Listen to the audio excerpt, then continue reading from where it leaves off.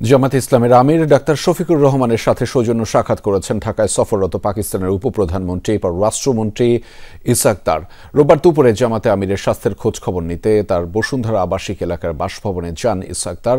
পরে সৌজন্য সাক্ষাতে আধা ঘণ্টার বেশি সময় পার করে তারা বিভিন্ন বিষয়ে কথা বলেন। সাক্ষাৎ শেষে জামায়াতের নায়েবে আমির ডক্টর আবদুল্লাহ মোহাম্মদ তাহের জানিয়েছেন, মুসলিম বিশ্বের ঐক্য নিয়ে দুই নেতার কথা হয়েছে। বিশেষ করে ফিলিস্তিনে ইসরায়েলি আগ্রাসন বন্ধে মুসলিম দেশগুলো কিভাবে শক্ত ভূমিকা রাখতে পারে সে বিষয়ে আলোচনা হয়েছে। এছাড়াও মুসলিম দেশগুলোর এক হয়ে নেতৃত্ব দেওয়ার বিষয়েও আলোচনা হয়েছে। প্রতিবেশী দেশ হিসেবে কিভাবে দুদেশের স্বার্থ সংশ্লিষ্ট বিষয় এবং সম্ভাবনা নিয়ে কাজ করা যায় সে বিষয়েও আলোচনা হয়েছে বলে জানিয়েছেন জামায়াতের নায়েবে আমির আবদুল্লাহ মোহাম্মদ তাহের।